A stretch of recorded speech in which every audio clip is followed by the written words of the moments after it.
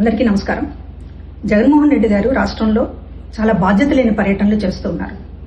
చంద్రబాబు గారు, లోకేష్ గారు, పవన్ కళ్యాణ్ గారు ఈ రకంగానే యాత్రలు చేయలేక కాదు, అడుగడుగున ఆగుతూ జనాల్ని సమీకరించుకుని వేల మంది బలం ఉంది మాకు అనేటటువంటి చెప్పుకునేటటువంటి ప్రయత్నం ప్రతి ఒక్కళ్ళు చేస్తే రాష్ట్రం ఏమైపోతుందో మనం ఊహించవచ్చు.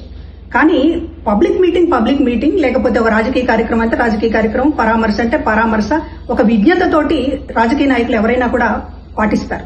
కానీ జగన్మోహన్ రెడ్డి గారికి పెళ్లైనా, పరామర్శ అయినా, లేకపోతే కాలు కదిపితే ఒక రాష్ట్రానికి సంబంధించినటువంటి ఒక పెద్ద జాతరలాగా చేసేటటువంటి ఒక కార్యక్రమాన్ని తీసుకుని రాష్ట్రంలో మిగతా ప్రజానీకానికి అందరికీ కూడా ఇబ్బంది కలిగిస్తున్నారు. ఇది బాధ్యత లేనటువంటి పర్యటనలు.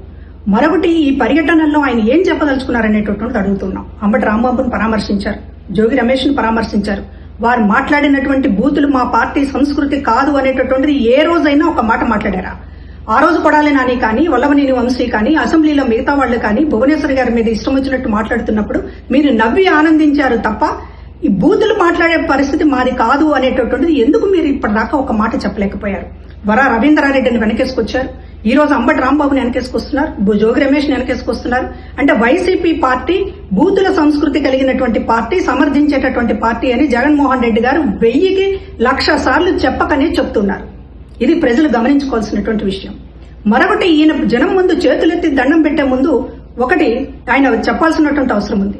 చేతులు ఎత్తి మొక్కే ముందు ఆ దేవుడి ముందు, అదేవిధంగా కోట్లాది మంది ఆంధ్ర ప్రజల ముందు తిరుమల లడ్డూ విషయంలో మీ పాలనలో ఎందుకు ప్రసాదాన్ని ఒక విష రసాయనాలతో నింపారనేటటువంటి చెప్పాల్సినటువంటి అవసరం ఉంది.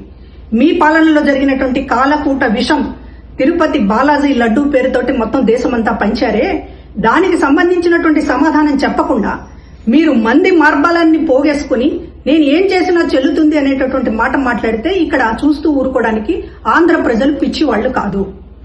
ఇవాళ మీరు సమాధానం చెప్పాల్సినటువంటి అవసరం ఉంది. మీరు ముఖ్యమంత్రి కాదు, 11 స్థానాలకి పడిపోయి జవాబుదారితనంగా ఉన్నటువంటి నాయకుడు. మీ పాలనలో జరిగినటువంటి పాపాల చిట్టా ఒక్కొక్కటి బయటపడుతూ ఉంటే దాని మీద ఒక్కరోజు కూడా ప్రజల ముందు మాట్లాడరు, మీడియా ముందు మాట్లాడరు. ఎదురుదాడి తప్ప ఒక్క ఆరోపణకి, ఒక్క ఆధారాలకి మీరు ఈ రోజున సమాధానం చెప్పేటటువంటి పరిస్థితి లేదు. ఇది ఏంటి? మీరు బుల్డోజ్ చేసుకుంటూ పోతారా? ప్రజల అభిప్రాయాలను బుల్డోజ్ చేసుకుంటూ పోతారా? లేకపోతే సిట్ నివేదికల్ని, సిబిఐ నివేదికల్ని అన్నింటినీ బుల్డోజ్ చేసుకుంటూ పోతారా?